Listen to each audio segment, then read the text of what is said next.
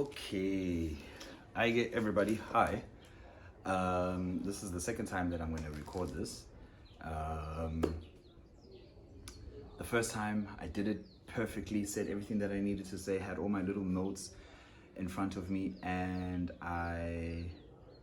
when I finished recording, I checked the video and I realized that I was out of frame.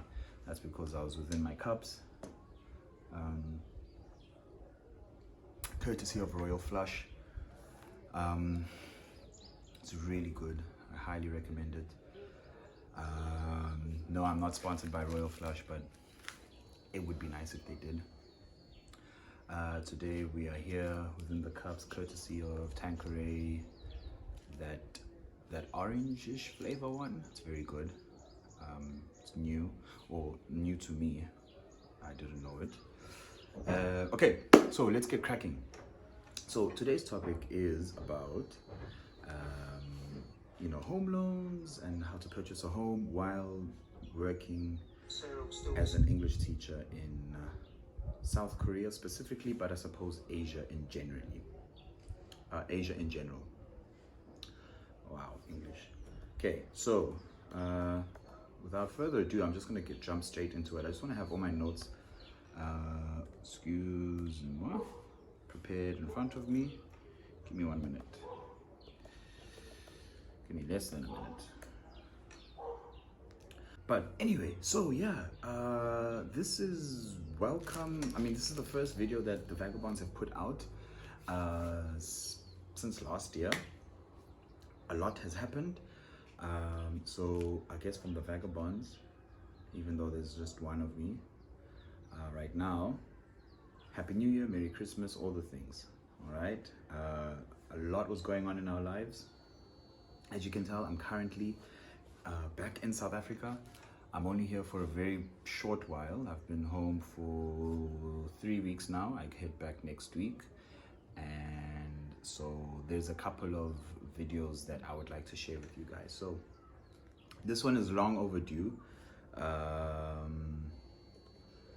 Yeah, this one's long overdue. So first things first, I think with property, you need to ask yourself the general basic questions. Why do you want to buy this property? Okay, so right now I'm sitting in the front stoop of my house like an old man enjoying it. I'm shouting at the neighbor kids, because they kicking the ball in my yard. I get to do that now. I'm within my cups, so that's fun. But beyond that, you need to ask yourself why you want to buy this property. So many young people, they're doing it because it's an investment opportunity. So with investment opportunities, that already dictates what kind of property you're going to get. It will most likely be a flat or a townhouse. And the reason why is because you want to attract people that are going to come in and rent your space. Usually it'll be young working professionals, and townhouses and flats are placed in areas where young working professionals work, so it's easier with commuting and such, stuff like that. So you might want to look at that. Freestanding house. So I got a freestanding house. We're here, like I said, I'm in my front stoop. There were very particular reasons why I wanted to do that. I've got room to expand. I can still have my tenants if I can expand and put in some extra rooms at the back. I already have one. I can make it a little bigger. I'm very attracted to front yard, backyard situation. I like having my own open space. So that for me was very important. And I grew up actually living in a flat or a townhouse for my whole life, except if ever I was at my dad's place, which I hardly ever was. But in terms of home, which I've always considered where my mother is, it has always been either a flat or a townhouse, and we moved around a lot. So yeah, a flat or a townhouse would never really attract me as a first buy for me. It was highly unlikely that I would do it as a first buy. So you need to look in. So my point is, you need to look into your personal situation, why you want it, what it is that you want to do with it, and already that would like determine what kind of property you're going to get, and possibly even where. Okay, so that's the first thing. Now, the thing is, being overseas while doing this whole process, even though it's possible, it is, the way you're going to go about doing it is quite unconventional, you know? And so here's what I'm going to do for you. The first thing, I'm going to make a couple of assumptions. The first assumption I'm going to make is that you have never, ever, ever, you do not have any credit in South Africa, okay? I'm going to assume that because that's where I started off. I didn't have any credit, I didn't have any credit record. The second assumption I'm going to make is that you were never gainfully employed in South Africa. And by that I mean you had a set salary coming in, not a stipend or a bonus or whatever, like a set salary with a UIF and all of that. I'm going to assume you never had that. You might have been earning money from your company, but you know, you always had to renew your contract, or maybe you had not even a renewal, maybe technically on paper you were an intern, and so therefore not considered a permanent employee. And so, you know, all of those things, sometimes banks in South Africa kind of frown upon that. So I'm going to make that assumption. I'm also going to assume that you, of course, then wouldn't have a credit card. So if you don't have a credit record of any kind, it's highly unlikely that you have a credit card in South Africa. I'm going to make those assumptions. And the bank that I'm going to use as an example is Standard Bank. And that is because that is the bank that I was using to basically do this whole process. And yeah, okay, so assumptions aside, that's all my disclaimers aside. Cool beans.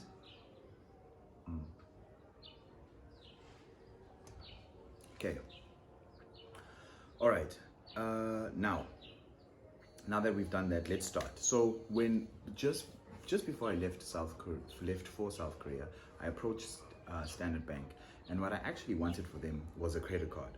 I was trying to do something else with it, but thank God I went and did that, because it came in handy much later. So I said, listen, I'm going to South Korea. I'm going to be working there as an English teacher. And I went there with my contract, and I showed them that this is the money that I'm going to earn. And I also went with, I applied with Gold Key recruiters. Shout out to Cliff in Cape Town. What's up, Gold Key? And he gave me kind of like it was like an official letterhead with the Gold Key recruiters saying that, hey, we are Gold Key. We've been sending South Africans to South Korea to teach for the past 15 years. And this is, you know, they really have been. The South Korean government actually heavily depends on Gold Key to supply their teachers, supply them with teachers. They have a very successful, retention rate with them, and they have a very good working relationship, even, throughout COVID. So they have a very strong relationship with them. So I asked Cliff, I approached him and I said, listen, I want to go to the bank. I think I was trying to get a ticket to go to South Korea. And I was like, and I didn't have as much funds as I would have liked to. So I was like, listen, can you just write me up something saying that, hey, I'm going to South Korea. This is the money that I'm going to earn. And I can send that to the bank along with my contract and my visa and show them, like, this is legit, it's happening. I just need a credit card. I think I was trying to buy a flight ticket, I'm pretty sure. took all of that information to Standard Bank, and they were like, okay, you've never really worked gainfully in South Africa before. I mean, like, I had jobs, but like I was explaining before, like, I wasn't considered a permanent employee. So this was kind of a problem for them. And I didn't have any, like, credit with any other clothing store, none of that. So they were a bit skeptical. So they gave me a credit card. And the limit on the credit card was 1,000 Rand, I believe. Excuse me. So obviously that wasn't going to help with what I wanted the credit card for, but I took it anyway. I was like, okay, cool, thank you. And I went on my way to South Korea. That was probably the single most best thing I did off the cuff, because it became like, it saved my ass later on, you know, like truly saved my ass. The other thing that you must do, if you haven't already, is please get a tax number. If you do not have a tax number, none of this is going to be possible. I know that it kind of sounds obvious a little bit, but you know, yeah, it kind of sounds a little bit obvious, but like, you know, having a tax number is absolutely paramount. You need to have a tax number. Okay, that's that admin down the way. So how did I even get to buying this house that I'm at right now? I'll do a tour outside of the house. Inside it's a bit of a shambles.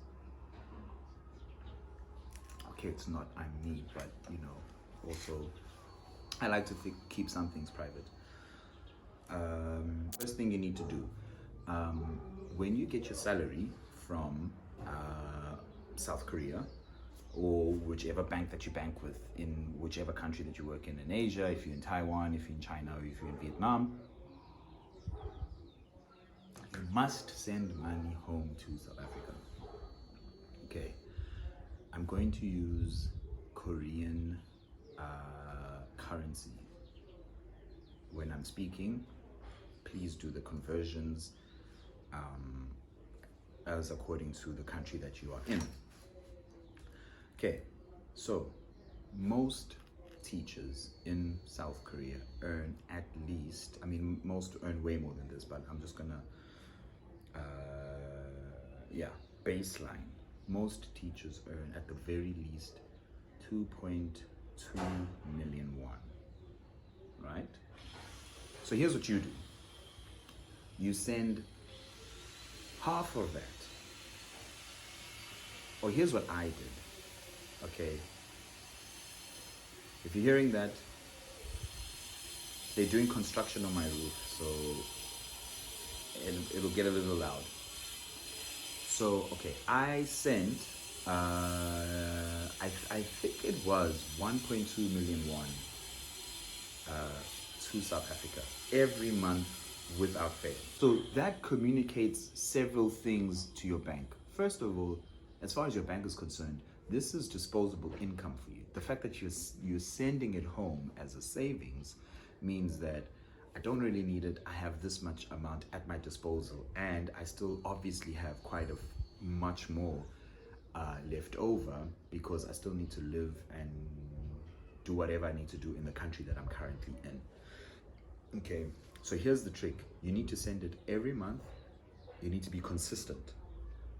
So if you get paid on the 25th, send it around that time, you know. So obviously, like, give or take a few days, you know, but it needs to be consistent. So do that solidly for 6 months. You just keep sending it, okay? And then the trick is with the amount. So actually, I mistake. I think I sent 1 million won. I didn't send 1.2. I sent 1 million won. So here's what you do. You send 1 million every month.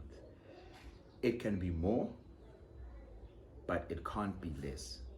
So it can be 1 million, it can be more than 1 million, but never less, every month. Okay, that communicates several things to your financial institution of choice. In this case, it was Standard Bank. At first, it said, like I said, it is disposable income. Secondly, it's regular. Thirdly, it's to them it's a savings, you know, and they know it's okay, cool, it's coming from an overseas account. So that's great. And so I hadn't even finished the 6 months, and I think I'd done 3, and my bank contacted me because I had a private banker, and they said to me, hey, we see that you're sending all of this money. Let's talk about your credit card. We can actually increase the limit. So remember, they only gave me a limit for 1,000 rand. So it's like, hey, we can increase the limit to basically whatever I wanted. I gave them the number. They said, okay, let's go, let's run it through. And then that was great. Now I have a credit record, you know. So, you know, they encouraged me to use it a little bit and pay it off, you know, just so that they can see that, this person's trustworthy. So like, you're communicating to this financial institution that I'm worth my buck, you know. They'll give you the credit, you use it, you pay it back when they say you should pay it back. Everything's cool. If you're sending money home and they don't communicate to you, reach out to them, email them, you know. They'll quickly punch in the numbers, they can see the money coming in, they're not gonna miss that. I think at that time they were just very proactive because it was mid-COVID in South Africa, well, the whole world, and everybody was losing their jobs. And so it was just like, who's this 28-year-old sending this much money? What's going on, kind of thing. And so they were like, oh, cool, yeah, okay, let's run with this. Let's go. Okay, so do that for 6 months, but actually you only need it for 3, but let's just be cool. This process that I'm telling you will take about 6 to 8 months, maybe 9. Yeah. Okay, so that's the first thing that you need to do. Second thing you need to do, you need to then approach your bank and say, hey, I want to buy property. Let's do an affordability check. Okay, so I'm gonna open up my emails. So I just recently did this again because your boy don't fuck around. But the process that I'm talking about was 2 years ago. So I just recently did this process again. So hang on, I'm just gonna see if my banker, I'm just gonna look for her, the email that I sent to her. Give me 1 second. Roshni offer to purchase. Okay. All right. So you approach your bank and you say, listen, I want to buy property. What's my affordability? Okay. Can I afford this? They can see that you can, but like, can I afford this? Then they will send you, okay, so now I'm gonna open up, if you're working with Standard Bank, this is what they're gonna send you. Give me 1 second. Okay, there she is. Okay, they are going to send you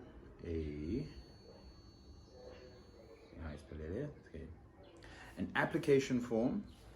They're going to send you so that's the first form. The second form is they call it an income and expenses form. They're also going to ask you for it's called an OTP, not one-time PIN. The OTP is offer to purchase. They're going to ask you for an offer to purchase. They're going to ask you for your latest payslip, and then they're going to ask you for the last 6 months statements reflecting salary payments from your Korean account or from whichever Asian bank that you use. Okay, so they're going to ask you for they're going to ask for your application form. You need to fill it out. Income and expenses form, your offer to purchase, latest payslip, and last 6 months. Okay, so let's start with the first one. First one, pretty simple with Standard Bank. Let me just pull it up real quick, Sticks. I don't know if you'll be able to see. Okay, it's pretty straightforward. All right, here it is. Okay, it's a home loan business mortgage application. So it has all the simple information you need to put in your name, everything about you, passport number, your bank account details, your current employer information, and your personal income and expenses. So you put in your gross income, in your net income. So what I do is that I put it in rands. Okay, so just convert it and put it in rands. You punch all those numbers in. The loan amount that you're looking for. Bloody blah, fish paste. Okay, so that's the application form. Then your income and expenses. This one is very invasive, and because they need to know everything about you. I mean, they want to know everything. So they're like, okay, here's your gross salary payment, and then there's a whole laundry list of things that they want to know. Actually, I'll just put this up on the screen so that you can read it along as I go. So, for example, they'll ask you for like, so your incomes. What's your basic salary income? Are there any allowances that you receive? Any commission, overtime that you receive? Interest from investments? Do you have any bonuses that you rental income? Anything that is an income, you put that in one column. The next column, any expenditures. So they want to know, do you pay tax in South Africa? And then any deductions that you might have, you put that in there. Those are your expenditures. Those are your monthly salary deductions as per your payslip. Then the next column, again, I'm talking about Standard Bank. This thing, it's a whole laundry list. They want to know, do you pay any insurance, retail store accounts, motor vehicle repayments, anything, loan repayments, credit card repayments, satellite TV subscriptions, alles, you gooi it all in. Don't lie to them because they can see. Never lie to your lawyer or your banker or your priest. Don't do that. Okay. Then offer to purchase. So I did this whole process in reverse. So I'm going to leave that for last. And the reason I say that is because most people, they first go to an estate agent, they start looking at houses. Ooh, I like this. Then they go and approach the banks. Hey, can I afford it? And then you get your estate agent to talk to your bank, and then they meet, and then they let you know, and then the thing happens. I did it in reverse. I was like, can I just afford this whole thing before I even start?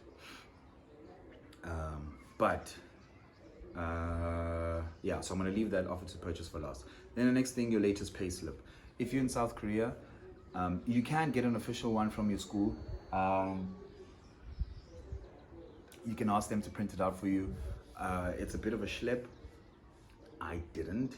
I know what I earn. I know what my gross is. I know what my net is. So I made one. I didn't lie to them. The information is there. I put all the contact information of the schools, their phone numbers, email addresses, fax numbers, and everything should they wish to call to verify.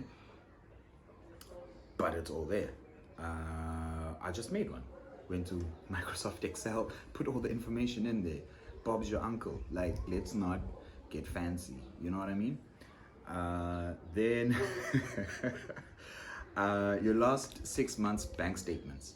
Now, most of us bank with NH Bank, or at least we get paid with NH Bank. I know many of us have multiple bank accounts that in South Korea, but most of us use NH Bank. So here's what you do. You can actually print out your bank statements, but you need to go to the bank and you ask them to print them out for you. And how they do it month by month, date by date. So a month at a, so if, for example, we're in February now. So if you're with Epic, you get paid on the 25th. So you would say, please print out from 25th of February to 25th of March. And then it would reflect the incomes coming in, or your salary coming in. However, please remember that sometimes that might not always work, because sometimes the 25th falls on the weekend, and so they'll pay you on the days preceding the weekend. So for those months, you need to adjust accordingly, but that's how they print it out, okay?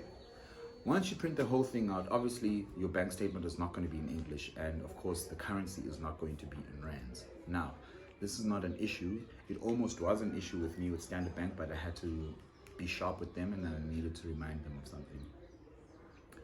They were like, oh, this thing's not in English, blah, blah, blah. I'm like, okay, pause.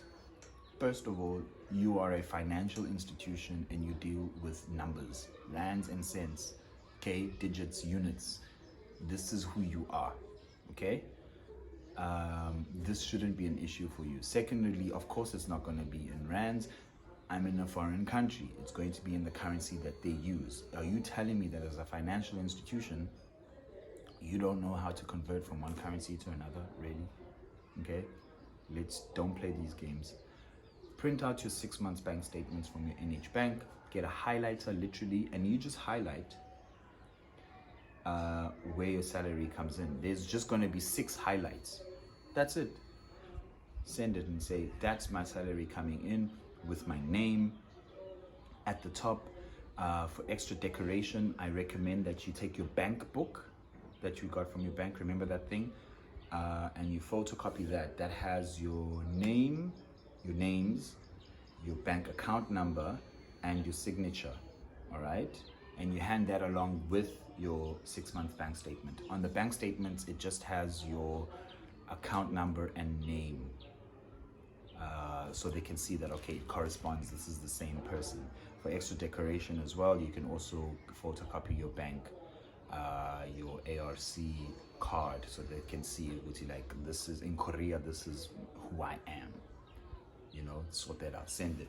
It's like, look, here are the 6 highlights. You're a financial institution, you can make the conversions. Of course, Standard Bank didn't have this problem. I'm just saying that I've spoken to other people with other banks and they were kind of trippy, and I'd just be sharp with them and remind them. Okay, and then the last document, it's called an offer to purchase. That is what you will get from your estate agent. So remember I said I did this in reverse. So by the time I went to Property 24, I had already had the loan approved. I had the money waiting, and I could literally pick whatever it is I wanted, and I knew that I was going to get it because it was already approved. Most people do it in reverse. So an offer to purchase is something that you will get from the estate agent. You would have, by this point, gone online. Most people use Property 24.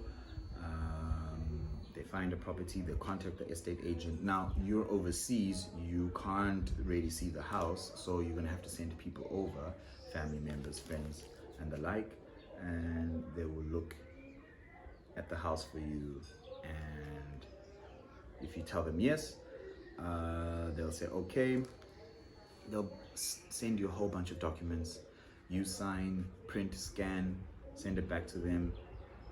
The person that's selling it, they do the same, and then they will. But basically, the letterhead would be the estate agent that you're using, and it will. So the person that's selling it to you, and it's basically like, this is an agreement. This is the property. I like it. They like it. Blah blah blah. Sign, sign, sign. Initial, initial, initial. Done. Okay. That's what the bank wants to see. They'll ask you, where's your offer to purchase? So you give that to the bank. They know what to do with it. And then at that point, that communicates to the financial institution of your choice that, hey, we're ready to go. They already know whether they're approving the loan or not, but usually by that point, you'll know. And then for the most part, it's just gonna be the estate agents, the banks, and the lawyers talking amongst themselves about you, mostly the person that's buying and then the person that's selling the house to you. Yeah, okay, so that's that admin sorted. So if you have all of those documents ready and prepared, you can do this. Now, 2 things that I want to speak about, and that's with the estate agents. And what was the second thing? Okay, let me just start with the estate agent. So with the house that I'm at right now, it took me about 8 to 9 months of looking online. So like once I was doing this financial thing, which really took the financial thing actually was the easiest part. It's a lot difficult for most people, but for me it was kind of easy. It took me about the financial bit, that is, like 3 months maximum. It was really 2 months. The thing that took the longest time was the finding of this place. That took, no joke, it took me about 8-9 months. There were many other houses that I liked in the areas that I would have preferred, but I couldn't get them because, honestly put, A, I wasn't in South Africa at the time. B, I'm at the time 28 black guy that wants to buy property for the first time, so none of these estate agents took me seriously. And unfortunately, we live in a country in South Africa where that stuff still counts, and so you can't really like discount it. But it's not a big deal. And I then, of course, I couldn't see the properties personally by myself with my own eyes. Okay, so this is where friends and family come in handy. So for the first couple of months, I spoke directly with my cousin. She's currently in London. She's studying. She's doing a master's. Shout out to you, Pumla. But before she left, obviously she was here in South Africa. So I used to liaise with her a lot. I would pick a neighborhood, and in that neighborhood, I would pick maybe 3-4 houses, and I would contact those estate agents myself, and I'll tell them where I am, what I do, and then I would arrange so that that estate agent and my cousin could meet up, and then she would go and look at these houses on my behalf. We did that for about 3-4 months, looking, running around up and down. And so I gave them options. Don't just do one. Like, I gave them options, because like the pictures that they show you on the internet aren't going to be what you see in person,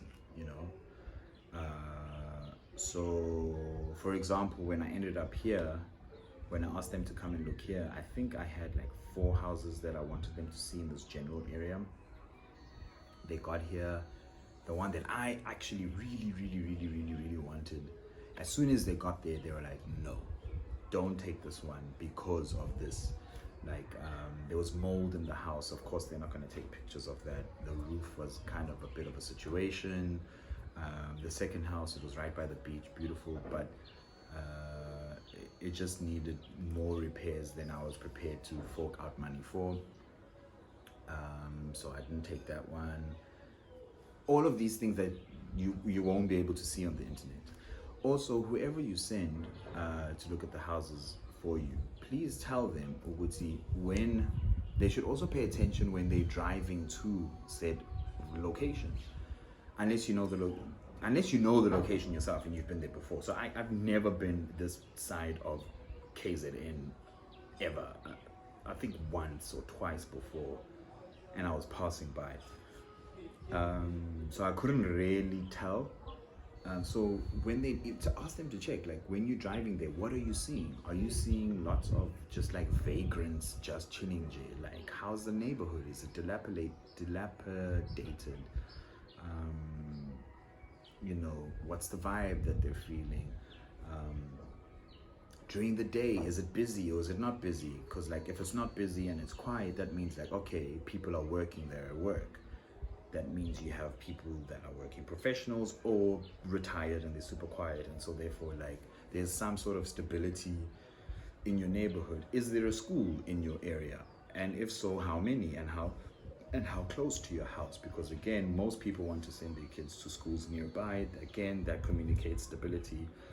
That communicates that there's families and blah blah blah. And so it's people in the area that actually care about what goes on beyond their fence, so all of those things become paramount. If you have access to it, you can also check crime stats. I mean, you'd have to know a cop who has access to like computer. Shandi, see, I have 2-3 cop friends that had access to that, so I'm like, just pull out the crime stats for this area, let's see. They're pretty normal. That's not necessary, you don't really need to do that. I was just being extra. So the house that I'm at wasn't my first choice, but it was within my 4 choices, and because they could see things that I couldn't from online, they whittled it down. They were like, it's either this one where I am now or another one, and I settled on this one. Yeah, and so it's been a marvelous, experience and feeling being here now in person.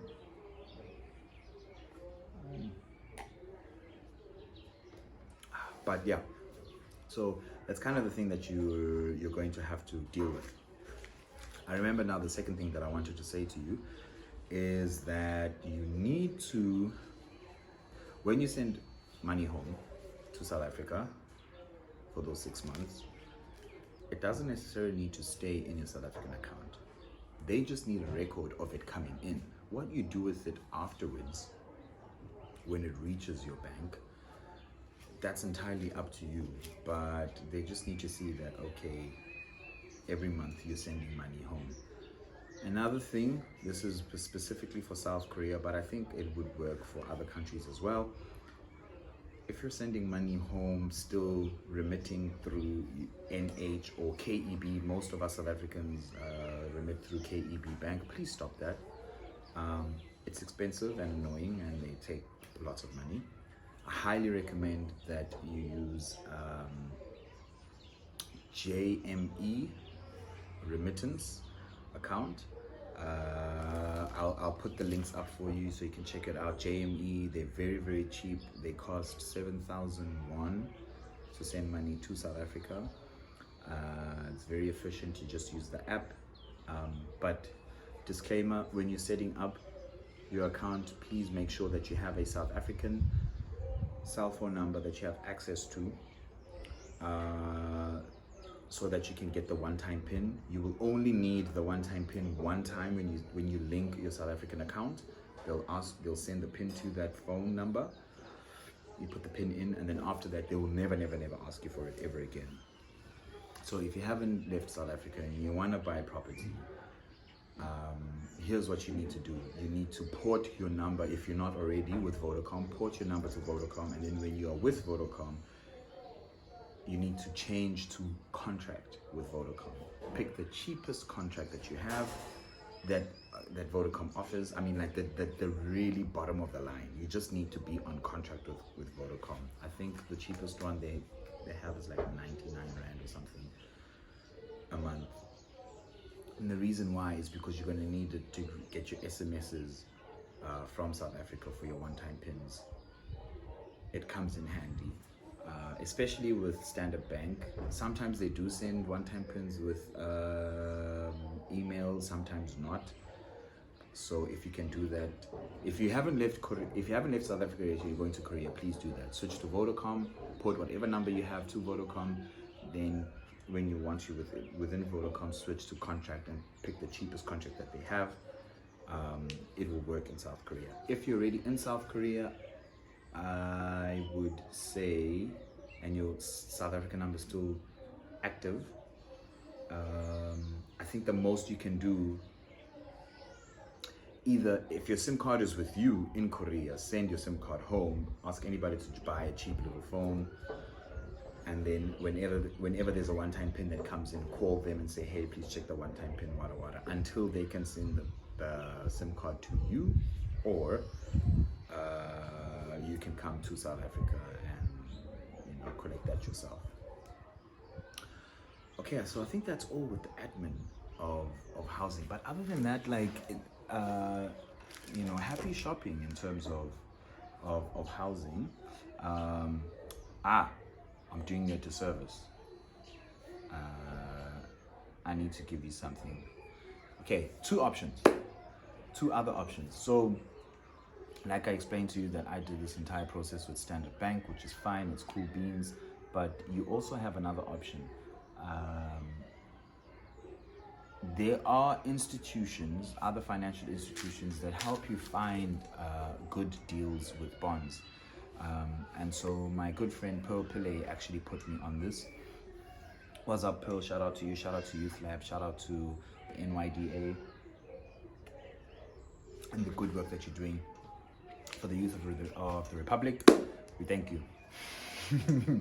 No, man. Yeah, so Pearl at the time, she was the only young person that I knew other than Dobego that actually had just recently bought a house. And so I reached out to Pearl. I'm like, hey, Pearl, like, how did you do this, fam? You know? So the first thing that she advised me to check out was this platform. It's called betterbond.co.za. I'll put the link down below. And they basically, here's what they do for you. You give them all your financial information, everything that they ask for. And then what they do is that they in turn then go and look for a bond, a good deal on your behalf. It's amazing, you know. I went to Standard Bank because that's who I bank with. I know them, I trust them. But if you want to shop around a little bit, no harm, okay? And then another one, it's called Uber Bonds, www.ooba.co.za. They do the same thing. So I highly recommend that you use those tools. Please do, don't be shy. You know, a lot of us, when we approach these financial institutions, we're very intimidated by them and what they do and what they say, and we forget that, hey, I'm about to give you business for the next 20 years or however long your bond is going to be. So you're not completely at their mercy. So like, you can negotiate, and so they're going to send you a home loan offer. So once you've given them all your financial information, they'll say, okay, here's the home loan offer that we're giving you, and with Standard Bank, it's valid for 14 business days. But by that point, you would have spoken with your estate agent. You know what you want, and your estate agent is actually going to ask for that so that they know that you mean business. Why is this fly here? Okay, simple home loan offer. It's got your information, and then they give you several options and offers based on the financial information that you gave them. Here's what I suggest you do. Trick of the trade. Take that home loan offer, shop around, submit it to Uber, submit it to Better Bonds, submit it to other banks, and say, hey, here's the deal that these guys are offering me. Can you beat this deal? Can you do better? Most of the times they'll say yes. It's a kind of like trying times right now, but like, it's still worth your while to do that. And then, yeah, of course, save up as much as you can for deposit for the house, for whatever house or apartment that you have. Look, if you've got like a good 30,000 minimum, we can talk as a deposit. But sometimes, especially now during COVID times, you can rock up with no deposit money. That's fine. What you do need to know and have is the transfer costs, and these are the so-called hidden costs, and the lawyers that I was talking to you about. Midway through this process, at some point, a lawyer will be appointed to you by your financial institution. They're called conveyancers, and essentially the work that they do, they communicate with the deeds office of the province where you hail from. Sorry, that's incorrect. They communicate with the deeds office of the province in which your property is located. And that's the official title deeds, blah, blah, blah, blah, blah. And they handle that situation. So a lawyer will be appointed to you, or I should say conveyancer. They will be appointed to you. And of course, the person that's selling the house, they will have a lawyer, and they will talk to each other. Those guys need to be paid upfront, separate from whatever deal situation is going on with you asking for a bond, blah, blah, blah, fish pays curry and rice. Okay? The going rate for that, honestly, minimum 40,000 Rand. And if you have a credit card, this helps.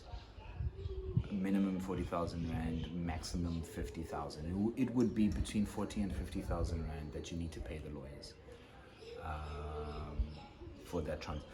transaction deal. So a lot of people, that's where they get hit. They can go through this entire process and they don't have below 40,000. So that's why I say if you save 30,000, at the beginning when you save it, you say I'm saving it for deposit, but actually it will be used to pay the lawyers. Unless you have a credit card, then you can make it work, but then you have to pay off your credit card. But it buys you time. Yeah. But yeah, other than that, guys, happy shopping, have fun. I mean, I forgot to mention this. Oh my gosh, this is the last point.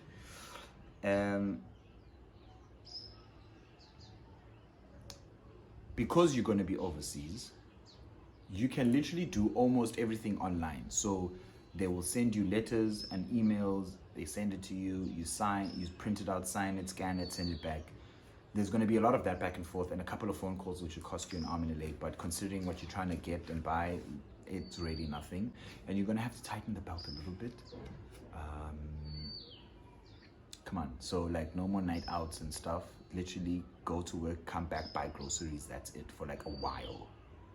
So the emotional side of this is that your social life is going to dip a lot. Which is why I highly recommend that you have a close group of friends and family, friends within Korea, where like come to my apartment and chill with me, because you won't be able to afford to go out willy-nilly just anyhow anymore for at least 6 months. That's the reality of that. So do it in the winter time, vele, when it's cold, and you ain't trying to go out anyway, or when winter's about to approach. So like after summer break, that's a good time to start. So like July, you should be sending your monies. But when July hits, you should have at least sent at least 3 months worth of monies back home. So that when August, September, October hits, you've done your 6 months, you're talking to your bank, you're like, let's go. All right. And of those 6 months, at least you're saving 3 months worth of those 1 million wons, because that's going to help later. Don't fuck around. Yeah, so like your emotional side, you're going to draw back publicly a lot because like you just literally can't afford it. That's okay. Like you are going, this is a investment. So for quite some time, well, I'm me. I can make a party happen anyway and on a budget. But I couldn't go out as much as I would like to and all of that. So I had to withdraw. But I had such a solid community of people that I interacted with on a one-on-one, face-to-face basis, that I didn't feel that like, oh, like I'm tightening the belt kind of thing. I didn't feel it as much, and they didn't make me feel it as much, because I knew my goal. And it's totally worth it. 2 years later, I'm on my front porch talking to you about how to do this. It's dope. It's a wonderful feeling. The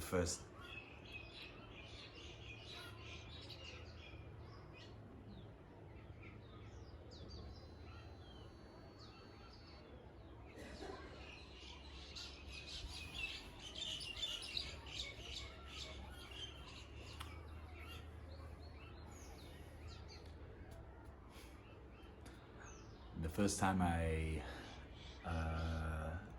drove down my road into my driveway and I saw the house in the corner of the road just over there. Nothing that beats that feeling of, this is what I was working towards, because at the back of my mind, it was just kind of like, my mind is this abstract thing that, okay, I bought this thing and I don't really see it. I mean, I get pictures and photos here and there from family and such, but until you actually step into and onto your space,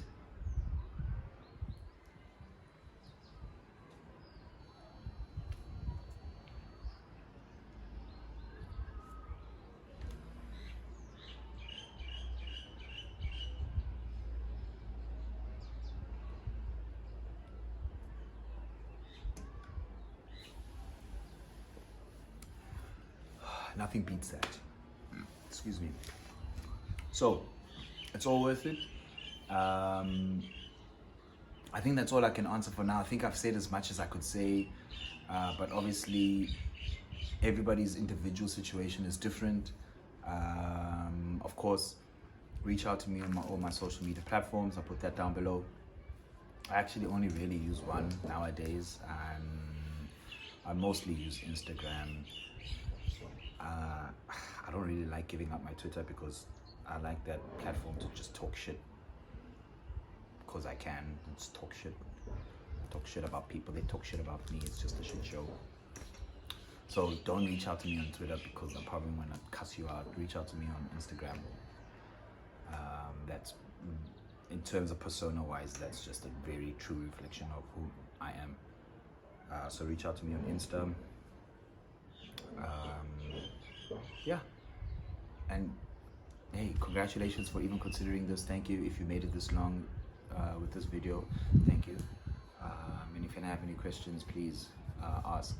I also would like to say I'm not the first person that's done this. Certainly will not be the last.